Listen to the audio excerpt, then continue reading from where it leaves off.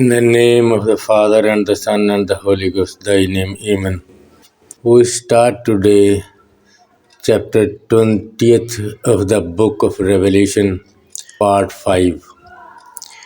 We will talk about the Gog and Magog in part 6 of the book of Revelation, chapter 20. And we ask help from the Holy Spirit, who is the best teacher, and only He can guide us and make us understand the mysteries mentioned in this book. So we need His help, because I am sure that without His help we will be unable to understand, and otherwise we will be misled and take another path of interpretation, as we generally see, because we see that there are many or some interpretations of this book of Revelation, of some mysteries mentioned in this book. The interpretation is only one, and how it is possible that we have different interpretations, which means some are baseless and not interpreted as Jesus wants us. So we first read from the book of Revelation, chapter 20, and we start from verse 11. Chapter 20 of the book of Revelation, verse 11.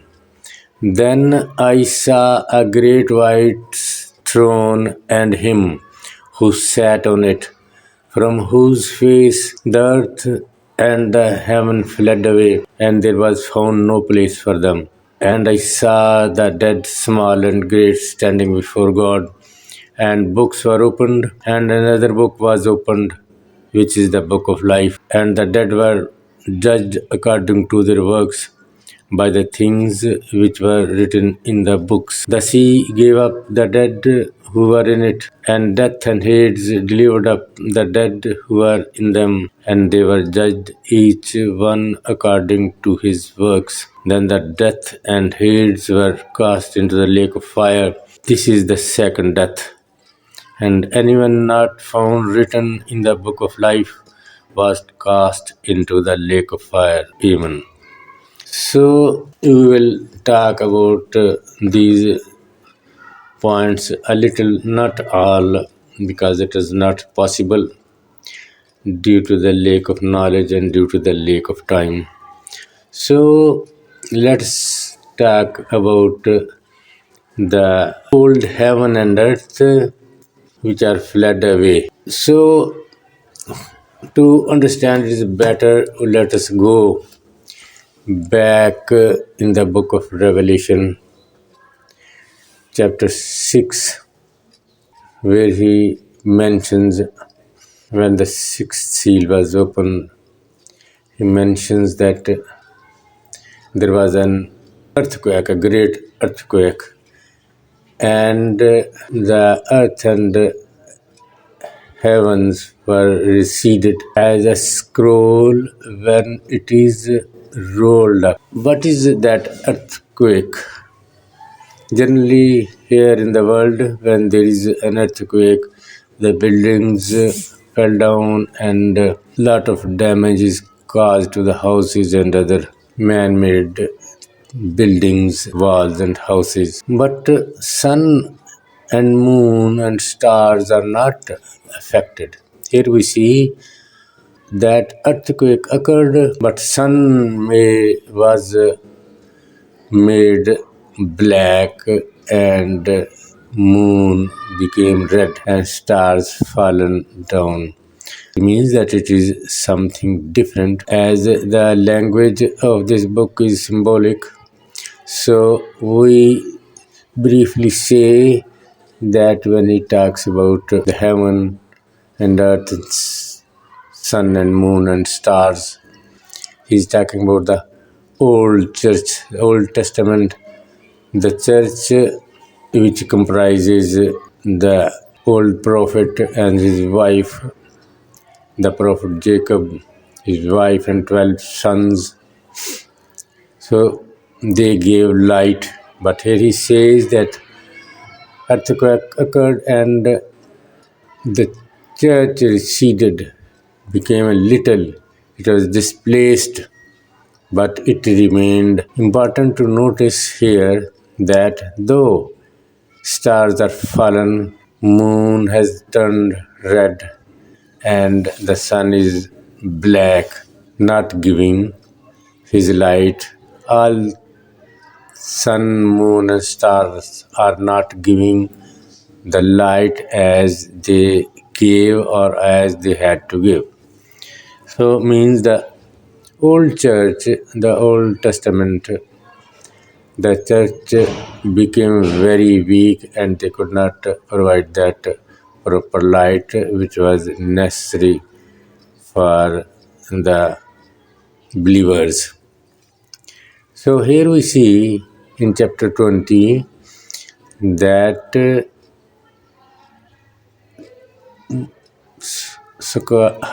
heaven and earth are gone away. There was no place found for them.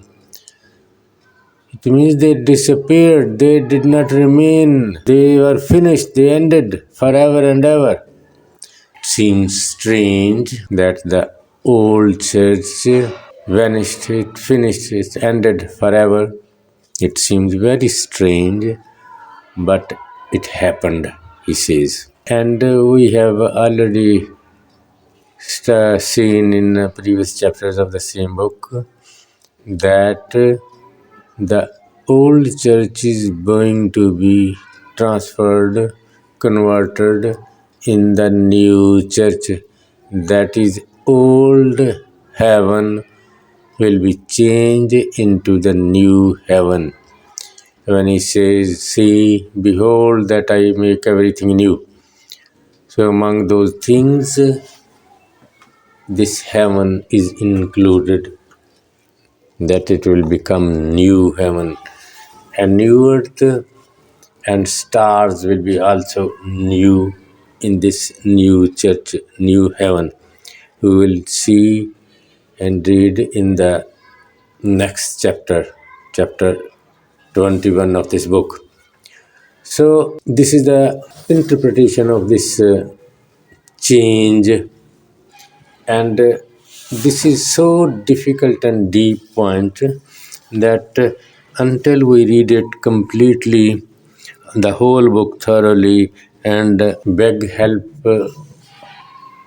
from the Holy Spirit, we cannot understand and cannot absolutely accept it, because it is very, very difficult, especially for the Jews, to accept this mystery, but it will happen as the prophet has mentioned it. It will happen. Though difficult, seems impossible to men, but it will happen. Okay, let's go ahead and talk a little about the book of life. So, we have seen in the chapter of this book, of chapter 5th of this book of Revelation, that the slain lamb took the books from the hand of the one sitting on the throne. He had that book in his right hand, sealed with 7 seals, and it has been announced since the time of the event of Garden of Eden that who is worthy to take this book and open or lose its seals, and no one was found worthy. And for that reason, John the Apostle, who saw it, wept bitterly. So, the book was taken by the Lamb, and now we understand that the book which was in the hand of the Father sitting in the stone was about the life. It was the book of life in which he had written the life, everlasting life for Adam, and something strange occurred, and that life was taken away from Adam, our father. But there, at the same time, in Eden, the word of God took responsibility to reverse it and to give life to Adam again. So he took that book, and now when he has taken the book from the hand of the Father, this book is now the book of the Lamb. It was first the book of Father in his hand, and now it is in the hand of the Lamb. So it is book of life of Lamb. So Paulus the apostle says and explains us that as all die in Adam, all will rise up in Jesus Christ. So whosoever believes in Jesus Christ will have the life. It is 100% guaranteed. So these are the points we need to discuss and keep in mind so that we are able to understand what is written and what are these mysteries. So we need to mention that how it is possible that when John says, "Behold the Lamb of God who takes away the sin of the world," what means that we Christians generally read it and discuss it? The Lamb who takes away the sin of the world. And sometimes we hear saying our preachers, some, not all, that Jesus took all the sins of mankind on his shoulders. He lifted all the sins, even on the cross. They say that Jesus was carrying the sins of mankind. It is not in that way. Actually, he makes it possible for us to come back. What means that? As in the beginning, Adam was obedient to God, and then he was deceived and became disobedient.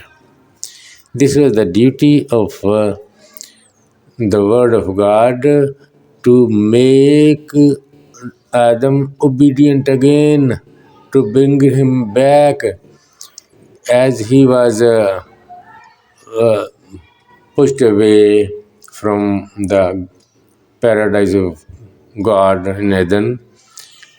He must be brought back in Eden, as written in chapter 2 in the beginning of this book of Revelation, when he writes to the church of Ephesus.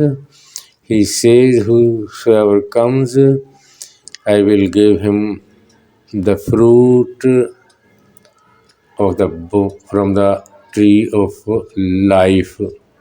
And we see that in the end of this book, the last chapter 22, we see again that Adam is again brought back in the Garden of Eden. And there is the tree of life from which the mankind can eat the fruit and have everlasting life. So we have mysteries. Let us try to learn something more. And we know that Jesus will take away the sin. And how he does it, he will provide the soap to mankind, soap made of his own blood, shed on the cross, as a soap to wash the garment which has become dirty.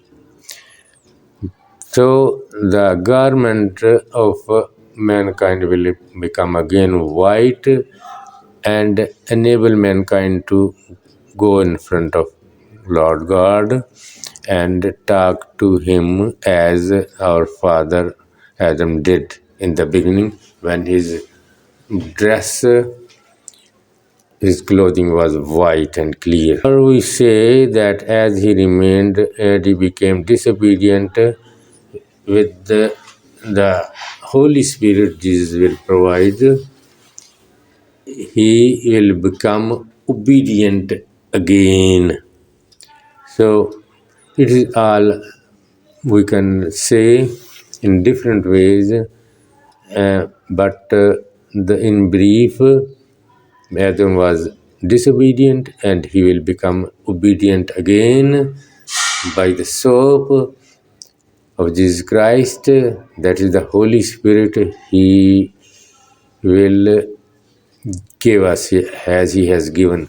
Until he had shed the blood, Holy Spirit could not be given to mankind. So we say that mankind will be alive again, they will be resurrected. What do we say, or what can we say that it is true? How it is true? The question is how it is true or how it is possible. How can we believe that Jesus Christ will raise the dead again? So let us see that in the gospel we see he raised up the dead people. For example, the widow of Nain, whose only son was dead, he raised him up.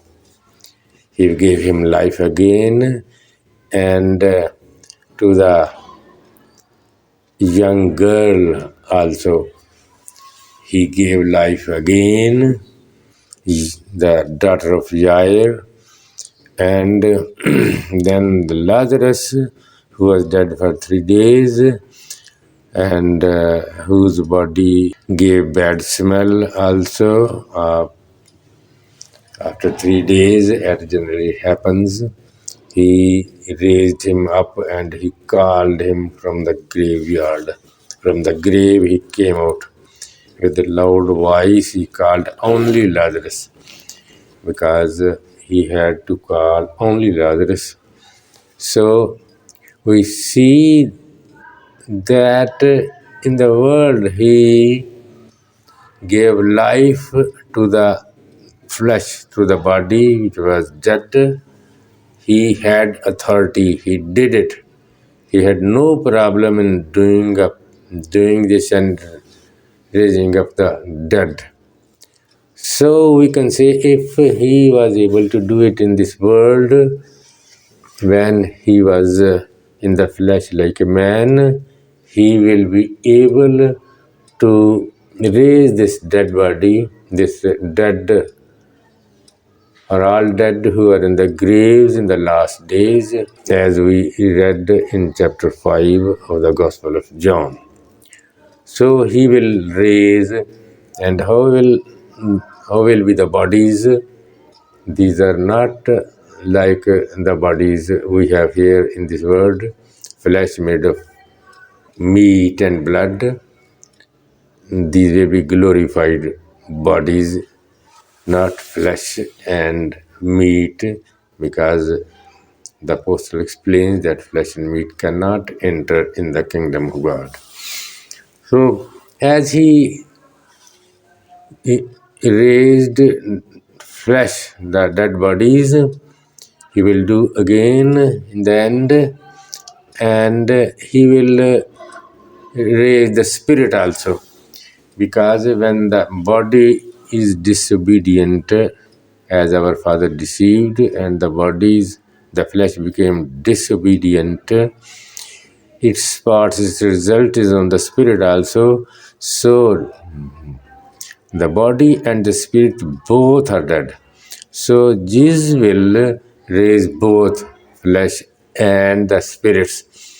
And the evidence of this we see in the Gospel of Matthew, chapter 27, verse 52 and 53, when he says that the dead who were in the graves rose up, and after the resurrection of Jesus Christ, they came out of the graves and were seen by the people in that city, Jerusalem, and how they recognized that these are dead who have risen up are of the previous years of the old time. It was as their eyes were opened when Jesus was with Peter, John, and James on the mountain, and they saw, Peter saw, and others saw also Elijah and Moses speaking to Jesus Christ. And as they were of Old Testament, the eyes of Peter were opened, and he recognized that these two personalities speaking to Jesus Christ are Moses and Elijah. So, when Jesus rose up from the dead on the third day, after the third day of his death, people recognize these saints of old time as their eyes were also opened, as the eyes were opened of Peter. So we have a lot to say here, but let me mention a little about the postal card. When we read, it is a long paragraph and many points, but we believe in the postal card that the bodies will be resurrected, we believe. And the Apostle Paulus has mentioned in various ways in different points, and other apostles have also mentioned. Let me say a little about the Word of God who became flesh. It is so mysterious. Mystery is so deep that even the devil Lucifer, the Satan, who had might and wisdom, lot more than mankind, could not know this mystery that the Word of God can become a man, can have flesh and meet like other men, like Adam. He knew that God is omnipotent, can do, but could not know. He lacks knowledge. He is better than us, but he is a creature and cannot know God and his omnipotence. As we also say that God is omnipotent, but do not know all his powers and might and whatever he can do, we just say that he is omnipotent. Similarly, devil did not know, so he went away, but God did it. But even today, men who have not knowledge from the Holy Spirit cannot understand. It is extremely difficult and impossible for them, for the followers of the devil, to understand how the Word of God became flesh and he died. Because the fight, the war between Adam and devil it happened, and Adam lost the war and he paid the penalty, and the devil got all the plunder. every belonging of Adam went to devil. So to release it, to give it back to Adam, again it was necessary that man should do it. A mankind, one of the Adam's descendants can do and take that book. He took that book and did everything and brought back the heritage of his forefather Adam to him again. That is, he brought him back to the Garden of Eden, which is extremely difficult for others who are not Christians to understand it. So God gave everything as Jesus did it. He offered his life, his blood. God gave him everything, and he gave him also the right to the judgment of living and dead, as he was a man. Apostle Paulus and others explain about it in a better way. So we understand also that how the Lamb of God took away the sins. He just gave us the Holy Spirit as a guarantee. As we mentioned earlier, when God gave the leather clothing to Adam and Eve, and to hold the mankind after them, their descendants, it was a little guarantee, 5% for example. And when Jesus came and shed his blood, his sacrifice was complete and accepted. He gave 50% guarantee, that is 50% Holy Spirit, which every follower and saint can increase it up to 100%. So this is what we read and learn. So the Holy Spirit, let me mention only one point here, to maybe it will explain and teach us a bit more.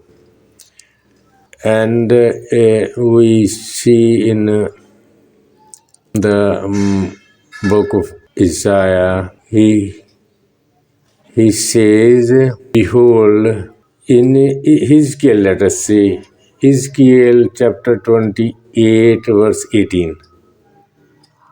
There are in Isaiah also and other prophets of all time, but let us see Ezekiel to be brief.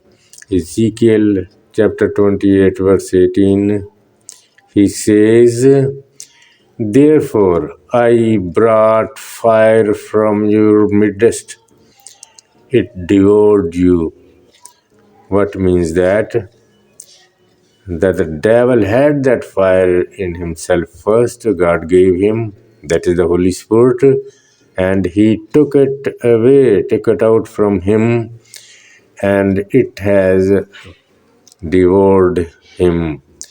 That whoever has no Holy Spirit, he is like a dead person. He has no life. So let us quickly read a little about what Paul says in his letter, 1 Corinthians, how the dead bodies rise up. He says it is very, very difficult, but if we pay attention and read it again and again and discuss with our dear ones, we can, with the help of the Holy Spirit, understand it. So 1 Corinthians chapter 15, verse 35 to 49. 1 Corinthians chapter 15, verse 35 ahead onward. But now someone will say, how are the dead raised up, and with what body do they come? Foolish one, what you sow is not made alive unless it dies, and what you sow you do not sow that body that shall be, but mere grain, perhaps wheat or some other grain. But God gives it the body as He pleases, and to each seed its own body. All flesh is not the same flesh, but but there is one kind of flesh of men, another flesh of animals, another of fish, and another of birds. There are also celestial bodies and terrestrial bodies, but the glory of the celestial is one, and the glory of the terrestrial is another. There is one glory of the sun, another glory of the moon, and another glory of the stars, for one star differs from another star in glory. So also is the resurrection of the dead. The body is sown in corruption, it is raised in incorruption. It is sown in dishonor, it is raised in glory. It is sown in weakness, it is raised in power. It is sown in natural body, it is raised in spiritual body. There is a natural body and there is a spiritual body. And so it is written, the first man, Adam, became a living being. The last Adam became a life-giving spirit. For the spiritual is not first, but the natural, the afterwards, and afterwards the spiritual. The first man was of the earth, made of dust. The second man is the Lord from heaven. And as the man of dust, so also we are those who are made of dust. And as is the heavenly man, so also are those who are heavenly. And as we have born of the image of the man of dust, we shall also bear the image of the heavenly man. Amen. So, though it is very difficult to understand what we have read, but we need more time and more discussion, more attention, and the thirst of understanding. So it will make a bit easy for us to learn what the apostle says, and it is not difficult. It is not easy for us. It remains always difficult for us to learn about the mysteries. But I think we, the believers, the saints, the followers of Jesus Christ, are lucky enough who has given us such a great knowledge through His Spirit, and we are able to learn as He orders the apostle not to stamp this book of Revelation, rather leave it open for us, because he wants us, He advises us to read this book and to understand and to act upon what is written there as He orders. And it is marvelous to see the future of the churches in this book, and with that we will be always able to learn about the future of the word as well.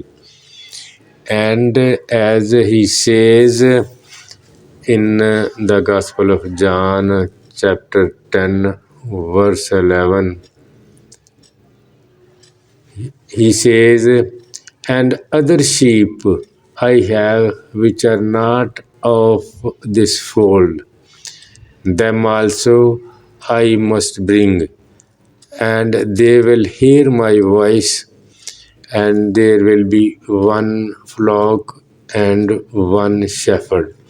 As Jesus has said it, it is important. It has to happen. He will do it, not we, weak men. But Jesus is not weak. He will be able to do it, and he will do, and there will be one flock and one shepherd, as he says, because whatever he has ever said has happened. Word and earth will run away, but his words spoken by Jesus Christ will remain forever, ever, and ever, as he says. So we Christians should believe in him and remain strong and firm in him. And to the churches where there is weakness and other problems and difficulties, he helps us saying that don't worry, whatsoever you have got, keep fast and do not leave it. I will not ask more. May God bless all of you. Amen.